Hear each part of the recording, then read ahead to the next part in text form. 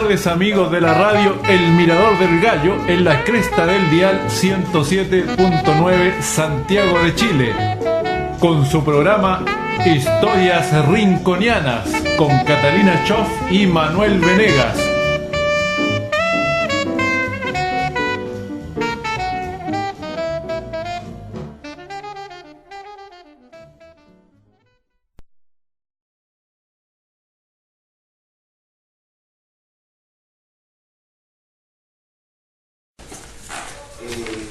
Importantes y grandes estilos arquitectónicos. Me refiero a la historia de la arquitectura occidental, porque Oriente es otra cosa, es un mundo infinito y anterior. En la historia de la arquitectura occidente, el primer gran estilo, ese que aparece en los libros de historia del arte, es el clásico. Hace 2500 años, en el siglo V antes de Cristo, el siglo de Pericles, se hizo esta gran arquitectura en Grecia y que continuó muy similar en Roma. El clásico, estamos como instalando el gótico en la línea de tiempo, lo mismo vamos a hacer con Santiago. El clásico parte, así como lo conocemos en ese momento, 500 años antes de Cristo, y termina cuando ya aparece la arquitectura prerrománica hacia el año 500, el siglo V, VI, después de Cristo. Entonces son 1000 años de gran arquitectura clásica. Pero curiosamente los griegos consideraban que la arquitectura era un arte menor. Arquitectura, escultura, pintura casi no existía. Las artes mayores para los griegos eran la poesía y la música. Y de hecho, todas estas tertulias que tenían ellos, qué sé yo, junto con los filósofos, en las ágoras, eran representaciones de incluso juntando poesía y música. Esas eran las artes mayores o símbalon, un término que ocupaban los griegos. Y artes menores estaban la arquitectura, la escultura, la pintura, la gran escultura griega, arte menor, casi al nivel con las artesanías, y eso le llamaban técnica. Después, por supuesto, se nos cierra el Partenón y todas esas maravillas de la arquitectura, pero los griegos pensaban así, es bueno saberlo. El clásico, entonces, es previo a la Edad Media y a los dos estilos importantes principales de la Edad Media, que son, hay un prerrománico, un poco cargado de arquitectura bizantina, pero el románico y el gótico. Los 1000 años de Edad Media, desde el año siglo V, VI, pongámonos en el año 500, hasta aproximadamente antes de la llegada del Renacimiento en el siglo XVI, el 1500. Entonces tenemos 1000 años de clásico, otros 1000 años de Edad Media. Y en esos 1000 años de Edad Media hay dos estilos principales: el románico y el gótico. Ahora, lo que decía la Catalina cuando leía este texto, hay una gran diferencia en el concepto de la arquitectura clásica con la románica y gótica, con la medieval. El hombre clásico y la arquitectura y la escultura gira en torno al hombre, o sea, ese hombre superior, ese hombre guerrero, ese hombre que había ganado las Termópilas, y eso se refleja y de hecho fue tomado después a finales casi del Imperio Romano por Nerón, que quería hacer una ciudad absolutamente griega, convertir Roma en una cosa espectacular, y también el Tercer Reich, y Albert Speer, arquitecto, hizo algo parecido. Entonces, en torno al hombre, cosa que después se retoma en el Renacimiento, con el neoclásico, que retoma los elementos, pilares, columnas, tímpanos, del clásico. Pero la arquitectura medieval, con sus dos estilos, está enfocada en Dios. Son distintos los estilos. Primero, el estilo románico de muros gruesos, pesados, poca entrada de luz. Los monasterios benedictinos y cistercienses, las dos órdenes que fueron a evangelizar desde el siglo VI la Europa del norte, y que cuando ya llegó la primera cruzada estaban todos evangelizados y se pusieron de acuerdo en un concilio en Irlanda en el año 696. El románico, las abadías, Cluny, todas estas abadías benedictinas de donde salían los monjes a evangelizar Europa del norte, desde el mundo latino, era un estilo muy distinto al gótico, pero centrado en Dios, invitando al recogimiento, a la oración, al enclaustramiento, y esa arquitectura medieval, previa al gótico, en los primeros aproximadamente 500 años de los 1000 de Edad Media. Y entonces viene el gótico, pero Dios sigue siendo el enfoque, pero la arquitectura es totalmente distinta. Entonces, porque se busca elevarse, y para eso se ocupa y se inventa una tecnología, lo más posible, como buscando a Dios, pero también como buscando demostrar poder en la Iglesia. Esto de elevarse para mostrar poder es algo muy propio de las primeras catedrales góticas del norte de Francia y del gótico en general. Pero el poder de la Iglesia se quiere mostrar también, como diciendo, nosotros estamos muy cerca de Dios.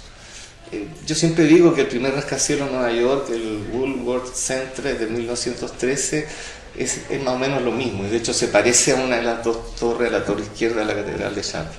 Es mostrar poder, y es muy bonito. El gótico, a diferencia del románico, justamente como leía la Catalina, hace entrar la luz a los recintos, a través de los vitrales, y se reemplaza esa macizez, esa pesadez del románico por estructuras y un diseño arquitectónico mucho más esbelto, mucho más liviano visualmente, porque son unas moles gigantes de piedra, muy grandes en algunos casos, unos tamaños impresionantes. Las catedrales, las primeras catedrales del norte de Francia, entre ellos esta, de fin del siglo XII y hasta durante el siglo XIII, tienen 100 y tantos metros de largo, 100 y tantos metros de torre, 40 metros de ancho, y lo más increíble, 40 metros desde el piso cuando uno está dentro hasta la bóveda. Y eso es muchísimo. Entonces son muy grandes. Y son además muy místicas y tienen muchos misterios.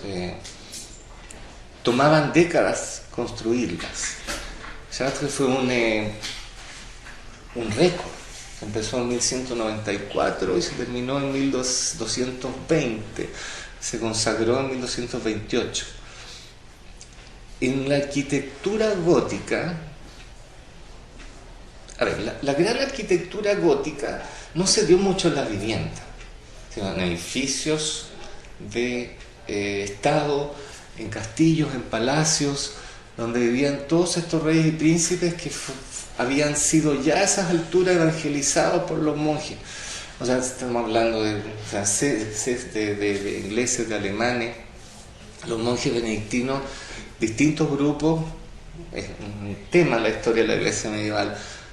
Partieron al norte, Cirilo y Metodio a los Balcanes, Bonifacio a la Germania, o a Bretaña, que fue donde primero llegaron. Ahí se encontraban con los seguidores de San Patricio, tenían diferencias en la manera de bautizar. Eran tantos los que se querían bautizar rápido que lo hacían por una especie de manguera, por aspersión. Los seguidores de San Patricio lo hacían por inmersión, como hoy, no sé, los testigos de Jehová, esa gente así. Entonces, el bautismo por aspersión fue un acuerdo en el concilio de Whitby en el año 696. Los seguidores de San Patricio, que son santos del siglo V, eran cristianos, pero tenían una línea distinta, y era el único ejemplo en Europa del Norte con que se encontraron los monjes del Císter y de San Benito cuando fueron a evangelizar. Entonces, estas catedrales que tomaban 26 años como Chartres, 30, 40 como Reims, Amiens, Notre Dame, etc. De hecho, la catedral de Rouen la pintó en una serie, no sé, Monet, a distintas horas del día, y todos los cuadros son distintos, son de noche, de día, de tarde, con sol, sin sol. Véanlo, son muy bonitos esos cuadros de uno de los últimos impresionistas. Estas catedrales góticas representaban junto a castillos, palacios, edificios institucionales, esa gran arquitectura gótica europea que se instala desde el siglo VI, digamos, hasta el 480, el siglo XV en Florencia, cuando recién se profesionalizan las artes. Hasta ese momento eran maestros, constructores, los pintores eran como artesanos, el Giotto en el siglo XIV, artesano. Entonces con Brunelleschi, arquitecto, con Donatello, escultor, y con Masaccio, pintor, autor del primer cuadro tridimensional de la historia, se profesionalizan las artes en Florencia en el siglo XV. Y eso es como justo previo al inicio del Renacimiento y todas las grandes obras en Roma, y eso es neoclásico, lo que viene después del gótico. El gótico se siguió haciendo como estilo en toda Europa, un par de siglos más. Se mezclaba un poco con el gran estilo barroco europeo, en que muchas ciudades del centro de Europa Central, en épocas como el siglo XVII y parte del siglo XVIII, decía la Catalina hace un rato, la época de la música clásica, la época de Haydn, de Händel, de Mozart, de Beethoven, todo ello, y bueno, la época de pelucas, una cosa similar a lo que ocurrió en Brasil en la época de la gran arquitectura barroca que venían de Portugal, etcétera, etcétera. El gótico tuvo... Hay un gótico temprano, un gótico tardío, un gótico más adornado, un gótico con un estilo, con un énfasis de Alemania, otro inglés, en Escocia hay mucho, pero todo empezó, diría yo, con estas grandes catedrales del norte de Francia, que tienen muchos misterios, no solo misterios constructivos, secretos de los constructores, sino que misterios visibles.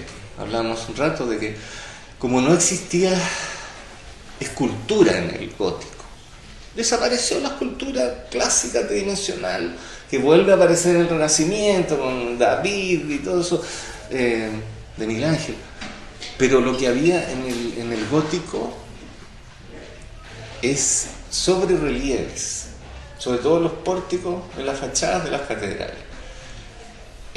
Y en esos sobrerelieves están llenos de misterios, llenos de historias que se han ido descifrando con el tiempo. Por ejemplo, a fines del siglo XII, cuando el Papa Inocencio III, un seguidor de San Bernardo, un poco insta a que después de haber ganado la primera cruzada los cristianos se cree la orden armada de la Iglesia Católica, los templarios, y no se entendía bien, lo hablamos un ratito, que para qué, porque existía una orden para proteger los caminos a Tierra Santa. Fueron 9 cruzadas, la única y primera que ganaron los cristianos fue la primera. Entonces entre la primera y la segunda cruzada parte todo esto. El Papa Inocencio, que a su vez le había pedido a San Francisco de Asís y a Santo Domingo Guzmán que hicieran una regla, una orden, igual que los benedictinos, y ellos se oponían, y viene la época de la devoción mariana, un periodo de cambio importante en la Iglesia, mostrando su poder además.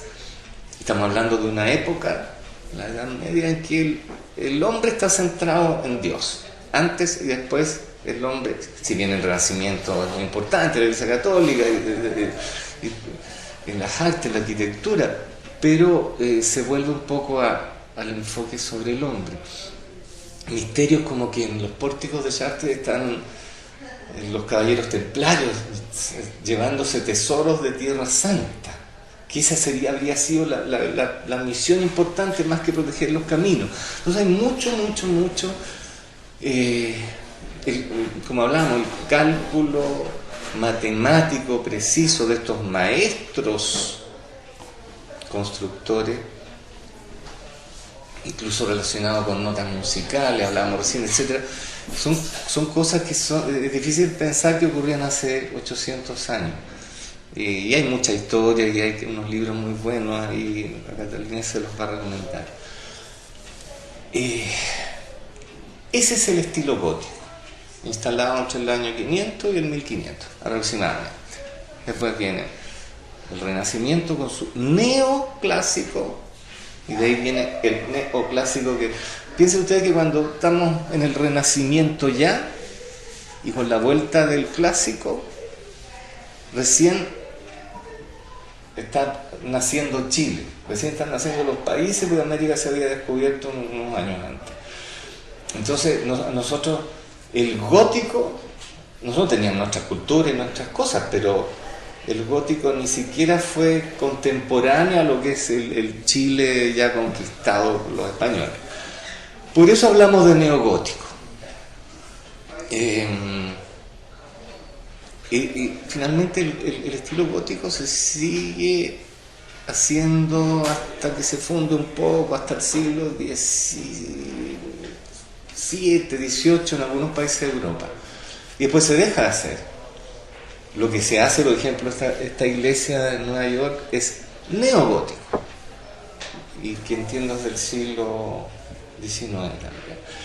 Entonces, esa es la diferencia entre el clásico y gótico y el neogótico y el neoclásico. Lo mismo pasa con el románico, que es un estilo muy interesante y que en Chile, o sea, en Santiago también tenemos varios ejemplos. La Galería del Campo Oriente, los padres franceses, la iglesia de los sacramentinos, varias, incluso la Basílica de Lourdes. El estilo gótico tiene tres características, entre muchas, muchas, pero tres básicas. Una es el arco ojival o arco apuntado. A diferencia de el arco circular o el arco de medio punto, este es con un vértice arriba. Y eso se usa en el gótico en general, en las ventanas, en los vitrales, en las puertas, en los pórticos, en los altares, en los elementos de los altares. Y es muy característico. Si uno ve algo así, ya es neogótico. Y hubo casas en Santiago que se hicieron así. Ese es uno de los elementos, son muchos, pero hay tres.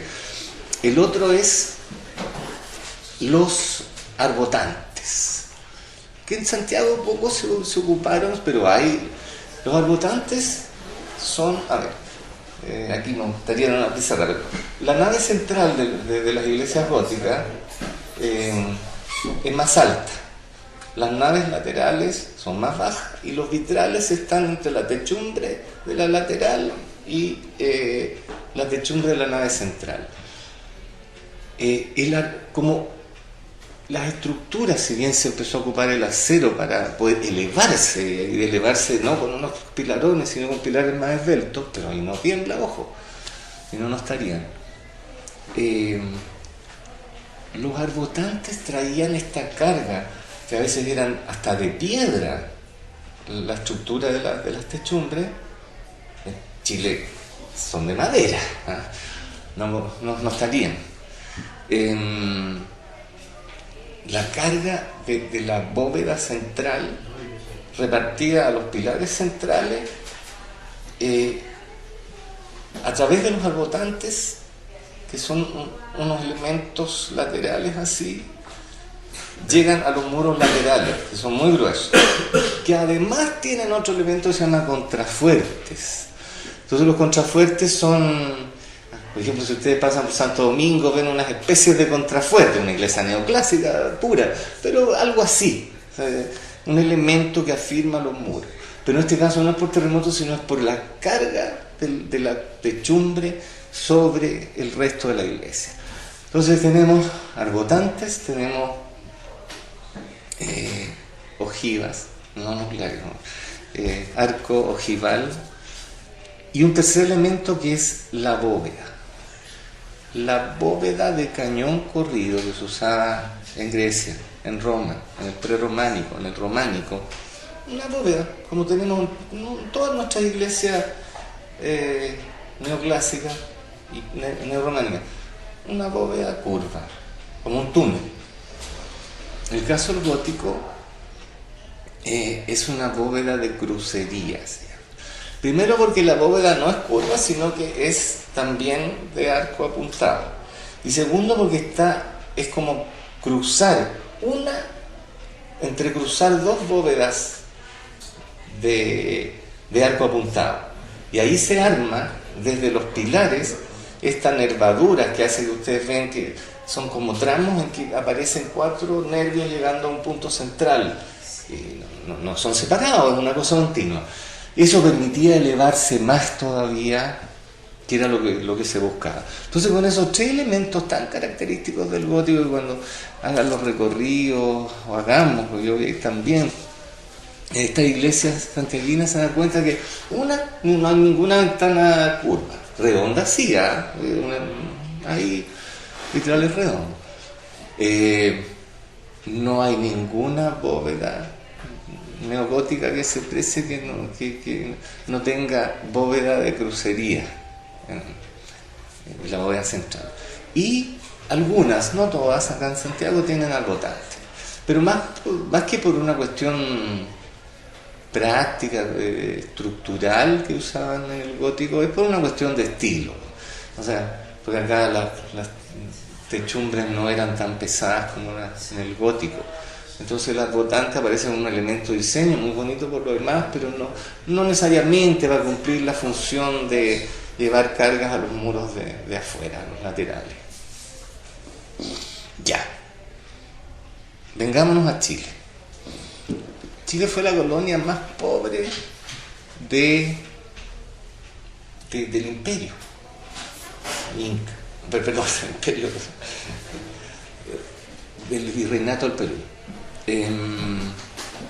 Y no solo la más pobre, cosa que quedó reflejada en que mientras en todos los países casi de América Latina, salvo un poco el cono sur, Argentina, Uruguay, en todos se empezó a dar ya en el siglo XVII, en 1600 y tanto, y sobre todo en el siglo XVIII, una gran arquitectura barroca americana.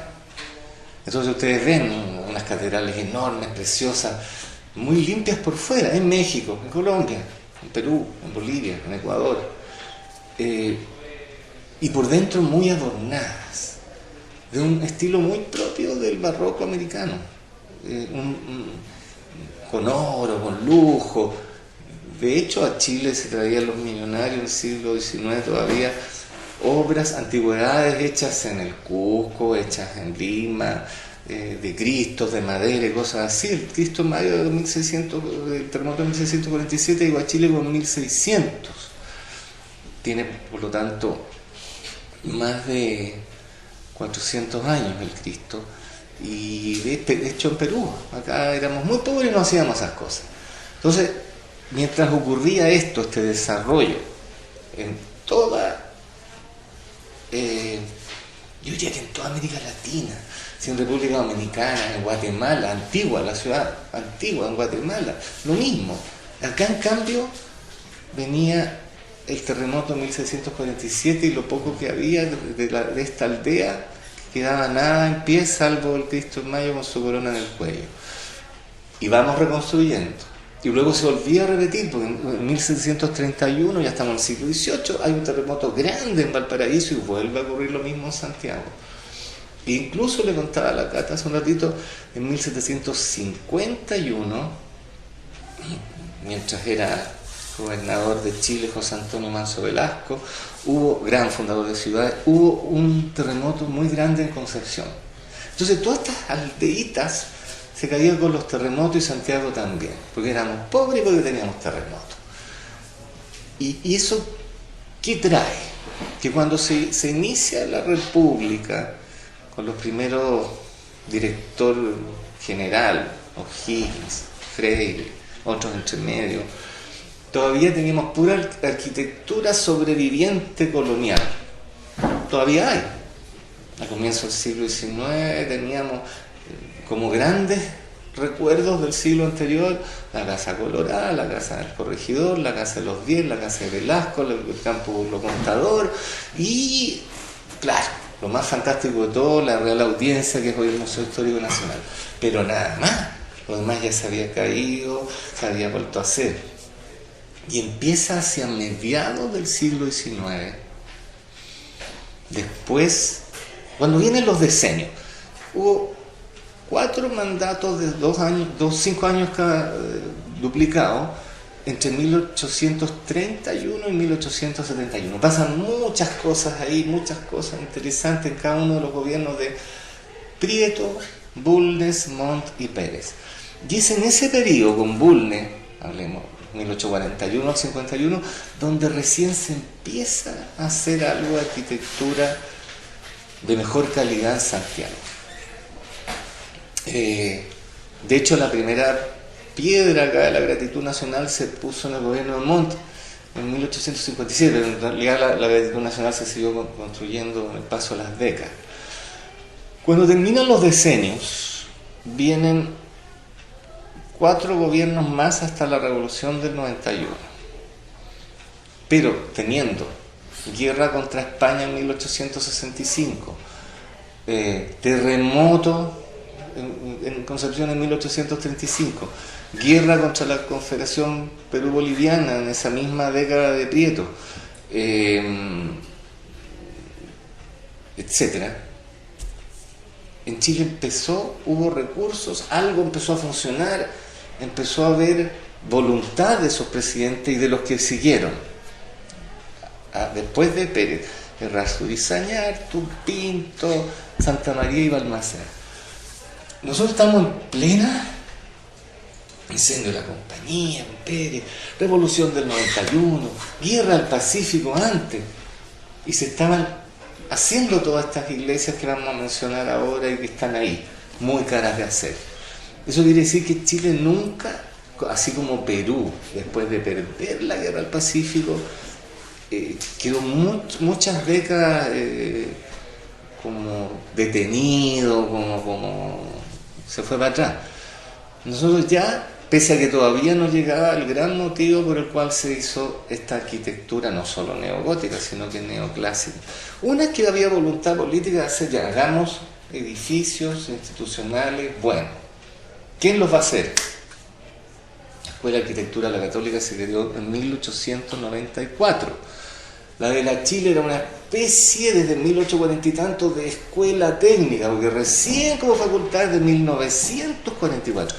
Traigamos arquitectos extranjeros, pero van a cobrar caro. Entonces el Estado empezó a contratar y a traer a arquitectos que vamos a nombrar, y ellos mismos empezaron a hacer, por encargo de Chile, en plena Guerra del Pacífico, en plena Revolución del 91, grandes edificios de los cuales nos enorgullecemos hasta el día de hoy. Los tribunales de justicia, la Biblioteca Nacional, el Museo de Bellas Artes, el Congreso, después de que se había quemado la compañía, etcétera. Edificios emblemáticos de Santiago que le subieron la categoría impresionantemente a Santiago en esa segunda mitad del siglo XIX. Y es allí donde se da este neogótico, y también hasta en la primera tercio, diría yo, del siglo XX. ¿Por qué? Yo creo que hay una razón de moda. O sea, porque además se dio en toda Latinoamérica y en Estados Unidos todo el neogótico. Pero también porque viajaban los políticos y porque viajaban los hombres importantes, los empresarios, los intelectuales, y probablemente entraban a Notre Dame en París y sentían algo místico, porque es verdad. En el centro tenemos casi puras iglesias neoclásicas, pero algo tiene, es una cuestión súper subjetiva lo que estoy diciendo, algo tiene el gótico, a lo mejor por ese espíritu con que nació en la Edad Media, que es como espiritual, y probablemente quienes y las congregaciones estas que instalaron la iglesia y los poderosos que querían tener en su barrio, que después fueron itinerando por barrios, iban dejando estas iglesias, traían a Émile Royer, a Lucien Henot, a Pablo, Theodor Burger, todos estos arquitectos que son los autores en su mayoría de las iglesias neogóticas, pero también ellos mismos y otros más de edificios neoclásicos importantes. Y esto no solo es moda ni que hayan viajado, sino es porque en 1880 y hasta 1930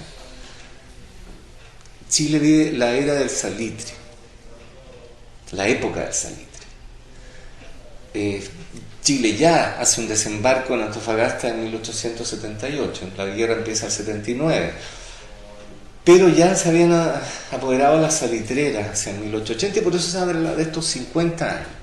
Nunca antes en la historia de Chile, nunca antes había habido un auge económico tan grande como en esa época.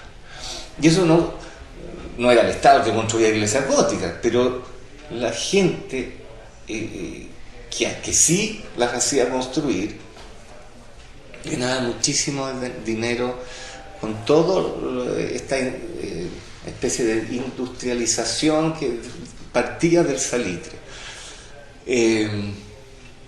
Con altibajo, por ejemplo, en los años 20 hubo una especie de baja, por ahí por el año 27, pero después sube de nuevo y finalmente con la crisis de los años 30, la Gran Depresión de Estados Unidos y todo, se acabó el tema. Y eso produjo además mucha desestabilización política, con presidentes que duraban meses, varios, hasta que el año 32 viene Arturo Alessandri y empieza una nueva etapa. ¿Y por qué menciono esto? Porque desde Alessandri, 1932 al 38, más 4 gobiernos radicales hasta el 58, más Jorge Alessandri hasta el 64, Eduardo Frei hasta el 70, incluso Aldo Allende, Chile, Santiago cambió absolutamente, porque todos esos gobiernos de 1932, después de esta crisis, después Salitre no existía, hicieron una gran arquitectura moderna, incluso algunas paujas que vemos en el centro, y es motivo a lo mejor de otros. Entonces, sin duda alguna, porque la arquitectura no nace por sí sola, porque sí, hay razones históricas, políticas, religiosas, filosóficas, por supuesto, sociales y también económicas. Y eso es lo que pasó, y por eso, porque en un mismo periodo, ahora vamos a leer, como no vamos a ver, vamos a leerlas, después vamos a hacer listados, obras importantes, nos vamos a quedar con las iglesias al día, y arquitectos, y fechas. Entonces, claro, al nombrar los arquitectos, ustedes van a decir, no es chileno, no es chileno, no es chileno. Primero porque no había arquitectos chilenos. Fermín Vivaceta, pero no había equipos de arquitectura, venían estos de Europa. De hecho, Lucien Henot, el autor de La gratitud nacional y de la ermita de Santa Lucía, fue uno de los primeros profesores de la Chile. Y Émile Jecquier, el autor del Bellas Artes, fue prácticamente el que fundó la Escuela de la Católica en 1894. Entonces, fechas, es muy importante. Si ustedes al ver fechas, casi todo calza en el famoso periodo del Salitre. Entonces, esa es una explicación de por qué se hicieron tantas construcciones con aire europeo, neogóticas, neoclásicas, en un tan corto periodo de tiempo, siendo que tenemos siglos para atrás de pobreza. Y de ahí para adelante vino otra historia, otra etapa, que son otros los estilos y cosas muy buenas e interesantes, a pesar de que decían Chile es un país pobre, los gobiernos radicales, del 38 al 58, la verdad es que hay edificios estupendos que hoy día costaría muchísimo hacerlo, en Agustina, en Estado, en Matías Cousiño, en Ahumada, etc. Iglesias neogóticas, las vamos a nombrar, voy a nombrar arquitecto y la fecha. Con este lote, faltan algunas, se va a hacer recorrido por Manuel y la Catalina. Bueno, la ermita, y también, la ermita del Cerro Santa Lucía es de Emilio Aldunate y Lucián Henao, y es de 1872 a 1874, fíjense, gobierno de Federico Errázuriz Sañarto, el que sucedió a José Joaquín Pérez. La Basílica de Lourdes es de 1880 al 93, en una primera etapa, y hay una segunda etapa de 1929 a 1958. Y allí los arquitectos fueron Andrés Garafólich, Eduardo Costaval, arquitectos más siglo XIX, de mediados. Las esculturas de la cúpula son de la Lili Garafólich y los vitrales de Gabriel Loa. La Basílica del Salvador, de Theodor Burr. Vamos a dejar eso porque les voy a hablar específicamente de algunos arquitectos. La gratitud nacional, ya dijimos, Lucián Henao, un largo periodo de construcción de 1857, esa primera piedra, a 1883. Estamos hablando del mismo periodo. 1883 está terminando la Guerra del Pacífico. El Niño Jesús de Praga, que tiene un nombre más largo, Nuestra Señora del Niño Jesús, una iglesia muy emblemática, muy interesante, muy pura, junto, según yo, con la Basílica de Nuestra Señora del Perpetuo Socorro y la Basílica del Salvador, que está ahí a la entradita de Independencia. El arquitecto es un sacerdote, un fraile, Fray Juan Rufo, de la misma congregación, y no es el único caso, y esa iglesia ya es del siglo XX, 1916-1920. Ahí tiene una historia muy bonita que yo quiero a la Catalina que la cuente luego. No solo porque en el acceso tiene un diseño muy inusual, sino porque hay una historia ahí con el Colegio Sañarto, ¿no es cierto? Espera. Ya, San Lázaro.